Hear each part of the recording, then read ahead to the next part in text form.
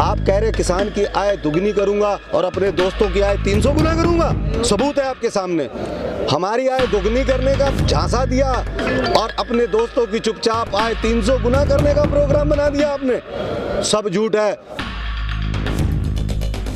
जब हम वापस जा रहे थे, घर जा रहे थे, तो हमें एक भैया मिले जिनके हाथ में गोभी है और वो भी पैक्ड गोभी है। उनसे जानना चाहेंगे, भैया पहले नाम बताइए अपना। मेरा नाम साहेब सिंह है, उत्तराखंड के उधम सिंह नगर जिले से आया हूँ। अच्छा, ये गोभी क्यों मतलब पैक्ड है, किसको कुछ बताइए हमें। अब ये नए कानून ये कहते हैं कि किसान की उपज जो है उस उपज का जो मूल्य है वो बाजार निर्धारित करेगा। अब भारत सरकार के FSSAI संस्था जो है वो इसको एक लाइसेंस देती है, जिस लाइसेंस नंबर ये देखिए पहले, ये बार कोड नंबर है, ये पैकिंग करने वाली कंपनी का नाम है, ये प्रोडक्ट का नाम है कॉलीफ्लावर, नेट वेट है 500 ग्राम, MRP है 300 रुपए, कीमत 300 रुपए और डेट थी 29/12/2020। अब आपका ये जो लाइसेंस होल्डर बाजार किसान के पास पहुंचा, किसान को इसने बताया कि जो तूने गोभी पैदा की है ना भाई, इसकी कोई मांग नहीं है बाजार के अंदर, इसको तो कोई ग्राहक ही नहीं है, मैं ये तुमसे ले नहीं पाऊंगा। किसान ने हाथ जोड़े, क्योंकि वो फसल थी कहाँ फेंकता, तो ये 2 रुपए से 4 रुपए प्रति किलोग्राम के हिसाब से किसान से लेके आए और इसको लाकर अपने वेयर हाउस में रखा।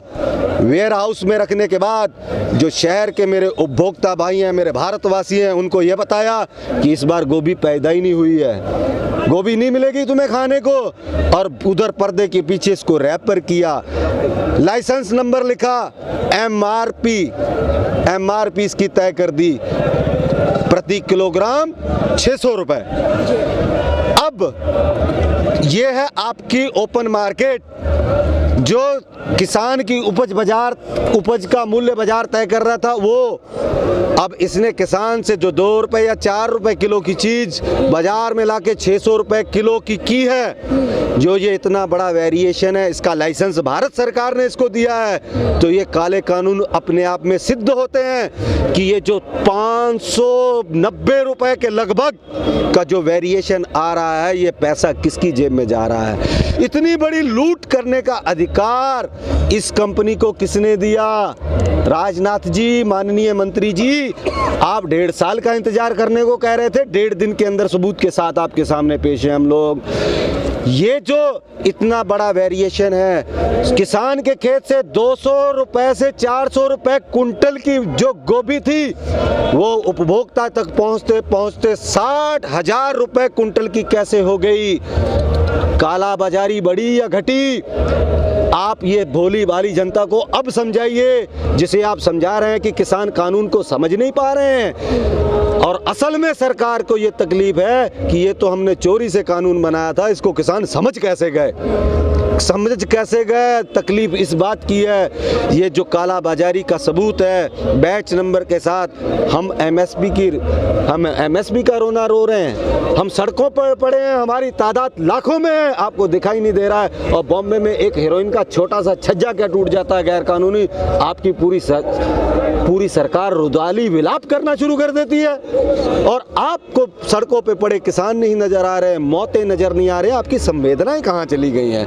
आप सत्ता के नशे में इतने चूर कैसे हो गए? सबूत को कैसे जुटलाएंगे? सबूत ये देखिए, टिन नंबर, वो इसका FSSAI नंबर, जिसको खोलते पूरा एड्रेस सामने आएगा कि ये किस कंपनी ने ये प्रोडक्ट, ये प्रोडक्ट नंबर, जिससे कि उनका प्रोडक्ट का किसका भाव कितना तय किया था, ये सदा ही रहेगा।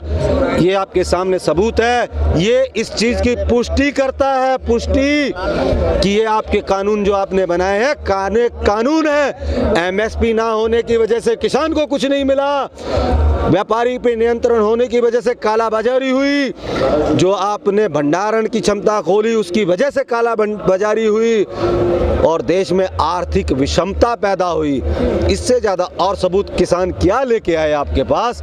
हम आपसे निवेदन करते हैं, आप किसानों की संवेदनाओं को समझते हुए, इन काला बाजारी को समझते हुए, इन तीनों काले कानूनों को तुरंत रद्द कीजिए। भैया एक बात बताइए, आप ये गोभी दिखा रहे हैं, गोभी के ऊपर जो MRP रेट है वो भी दिखा रहे हैं, लेकिन आखिर ऐसी क्या बात है कि सरकार बार बार कह रही है कि भैया किसानों का ये बिल बहुत बढ़िया है, किसान ही नहीं समझ पा रहे हैं? मतलब जो हल चला रहा है, हल चलाने वाले को नहीं पता है हल की कीमत, और जो एयर कंडीशन में बैठ के कलम चला रहा है उसको पता है कि ये कानून हमारे हित में। हम तो सबूत के साथ दिखा रहे हैं ना कि हमारे हित में नहीं है। आप बंद कमरे से दिल्ली से 3500 किलोमीटर दूर जाके जो बोलते हैं कि ये कानून किसानों के हित में, आप 15 किलोमीटर संसद से अपने 7 RCR से बाहर आइए, किसी भी किसान आंदोलन में आके आप माइक से बोल के समझा तो जाइए कि आपके हित में। वो तो कहते हैं भैया सूट बूट वाले किसान ही नहीं होते। मैम, आप संविधान की वो धारा, भारत के जो संविधान है उसमें कोई ऐसी लाइन जो हमें दिखा दीजिए जिसमें ये लिखा हो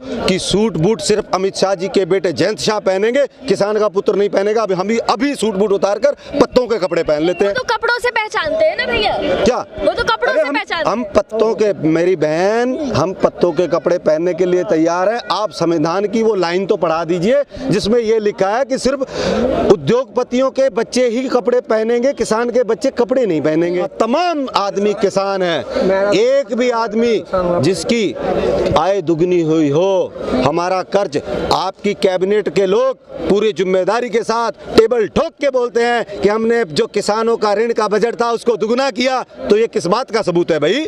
आपने ऋण का बजट दुगना किया मतलब हमारा कर्ज दुगना हुआ है, दुगनी नहीं हुई, हमारा कर्ज दुगना हुआ है। हमारी आय तो उतनी ही रहने देते, और मान लो 1%, आप कह रहे किसान की आय दुगनी करूंगा और अपने दोस्तों की आय 300 गुना करूंगा। सबूत है आपके सामने। हमारी आय दोगुनी करने का झांसा दिया और अपने दोस्तों की चुपचाप आय 300 गुना करने का प्रोग्राम बना दिया आपने। सब झूठ है। आपने तो कहा नोटबंदी में 50 दिन का समय दीजिए, आज कितने 5 साल होने को आ गए हैं।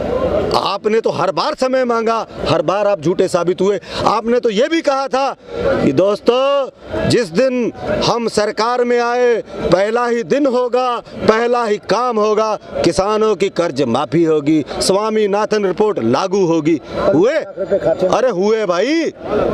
किसानों का कर्ज माफ की जगह दुगना, 3 गुना, 4 गुना कर दिया आपने। और एक चीज और बहन जी मैं आपको बताना चाहूंगा, मन की बात में फर्जी 4-5 किसान बैठाए, उनसे प्रधानमंत्री जी बड़े हंस हंस के बात कर रहे थे, वो जो 2000 रुपए मैंने आपको दिए आपने क्या किया? और वो भी तोताराम आगे से क्या कह रहे हैं, हमने बीज लिया, खाद ली, दवाई ली, बच्चों के कपड़े लिए। 1 एकड़ गेहूं बोने के लिए 40 किलो बीज की जरूरत होती है, और सरकारी कंपनी TDC जिसके बीज का मूल्य है 844 रुपए, 844 रुपए का बीज हो गया। DAP का 1 कट्टा खाद का पड़ता है 1200 रुपए, तो DAP हो गए। आपकी सम्मान निधि तो 1 एकड़ में वहीं चली गई। जुताई कहाँ से आई, निराई कहाँ से आई, बुआई कहाँ से आई? अरे तोताराम जी, आप तो बिक चुके हो। पूरे देश के किसान कौम को क्यों बेचने चले गए? ऐसा कौन सा आपको मोह था या डर था, या किसी तहसीलदार DM की बंदूक आपकी ओर सीधी हो चुकी थी कि आप तोताराम बन के वो 2000 रुपए के फायदे गिनाने लगे? अरे जिसके सामने बैठे थे उसका एक ही सूट 10 लाख का होता है, उसका एक ही सूट 10 लाख का होता है, और हमें 500 रुपए महीना, 16 रुपए रोज का दे के किसान को, वो उसको ये कह रहे हैं कि सम्मान निधि से आपके जीवन में क्या असर पड़ा? और तोताराम भी तोते की तरह बोलने लग गया जो रटाया था। बिल्कुल गलत था। हकीकत यह है कि किसान की दुर्दशा है, किसान की माली हालत बहुत ज़्यादा खराब है। किसान जहाँ तो आज 3 संकट हैं, जहाँ तो रोटी खा ले, या अपना कर्ज उतार ले, या अपने बच्चे को पढ़ा ले। अगर हम बच्चा अनपढ़ रखते हैं तो हमारी पीढ़ियां अंधकार में जाती हैं। अगर हम कर्ज नहीं लौटाते तो अगली फसल नहीं बो पाते हैं। हम करें तो क्या करें?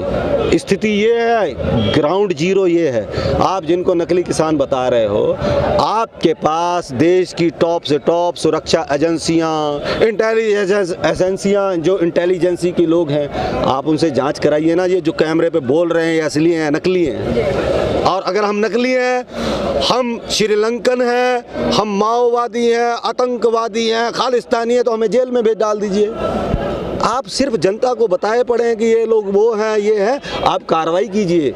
आतंकवादियों के लिए भारत में कोई जगह नहीं है, उनकी जगह जेल है, आप उनको जेल भेजिए। हम भी आपसे गुजारिश करते हैं। हम भारत माँ के सपूत हैं। कभी जय प्रधानमंत्री नहीं कहा किसी ने, जय जवान और जय किसान का नारा लगता है। हम भारत माँ के दूसरे लाल हैं, एक लाल जवान है तो दूसरा लाल किसान है।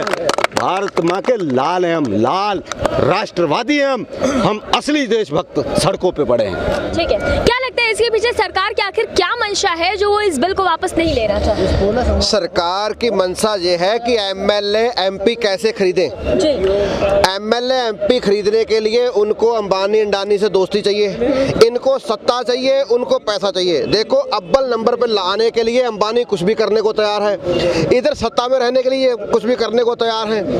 तो अब मैं मोदी से ये कहना चाहता हूँ कि सत्ता में आपको लाई है जनता, अंबानी अंडानी नहीं लाया। आपको एक दो तो एमपी एमएलए खरीद देगा, कहीं किसी ऐसा ना हो कि अगले चुनाव में आपको कोई खरीदने का मौका ही ना मिले, कहीं लगा आपका जीरो बटा हो जाए, जैसे आपकी 1978 में 2 ही सीटें थी।